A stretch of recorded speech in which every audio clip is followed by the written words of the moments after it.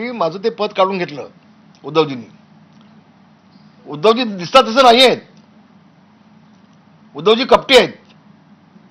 आणि मी सांगतो 2 दिवस शिवसेना प्रमुखांचा बॉडीचा छळ उद्धवजींनी केला, हे पुन्हा मी आता जबाबदारीने बोलतोय, खूप जबाबदारीने बोलतोय. होऊन जाऊ दे एकदा, उद्धवजींची आणि माझी नाकोटीस होऊन जाऊ देत, दूध का दूध पाणी का पाणी होऊन जाऊ देत. आणि तुम्हाला आज सांगतो, मी सगळ्या तुमच्या माध्यमातून महाराष्ट्र जनतेला सांगतोय, मी कधी खोटं बोललो नाही, कधीच खोटं बोललो नाही.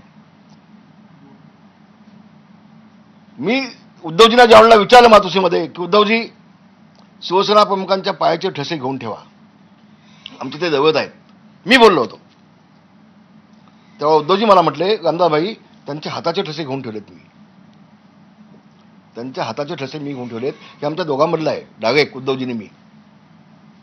मग उद्धवजी माझा तुम्हाला सवाल आहे, त्या हातांच्या ठशांचा उपयोग तुम्ही कशासाठी केला ते आम्हाला एकदा सांगा, महाराष्ट्र जनतेला कळू देते, समजू देत, ते वास्तव आहे.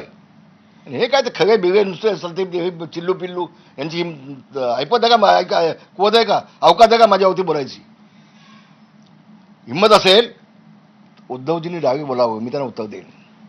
होऊन जाऊ दे नाकोटस दोघांची, माझी तयारी आहे त्यासाठी. अरे 2 दिवस तर कोणाला वरती पाठवत पण नव्हते, 2 दिवस मातोश्रीमध्ये वरती कोणालाही पाठवत नव्हते, कोणाला एंट्री नव्हती. आणि तुम्हाला पुढची गोष्ट सांगतो की शिवसेना प्रमुखांसारख्या माणूस ज्यावेळेला आजारी असतो त्यावेळेला डॉक्टर डिक्लेअर करतात बा डेथ झाली. या ठिकाणी मला डिक्लेअर करायला लावलं, मी गेलो लोकांसमोर, मी गेलो.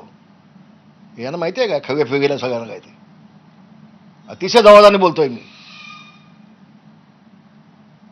आणि मी मगद माणूस आहे हो, मी असा गांडू नाही आहे, घाबरणार नाही मी. एवढंच आहे की इतक्या वर्ष मी बोललो नाही, ही गोष्ट मान्य आहे मला, ही गोष्ट मला 100% मान्य आहे. पण काल ओघामध्ये ती बोलून गेलो मी ठेवून नाही बोललो. काल भाषणाच्या ओघामध्ये मी ते काल बोलून गेलो. कारण उद्धव ठाकरे ज्या पद्धतीनं स्टेटमेंट देत आहेत तसा तो उद्धव ठाकरे नाही आहे, हे महाराष्ट्र जनतेला कळू देत. हा वाघाचा जो कातळाचा मुखवटा त्यांनी घातलाय ना, तो वाघ नाही आहे, हे लांडगा आहे.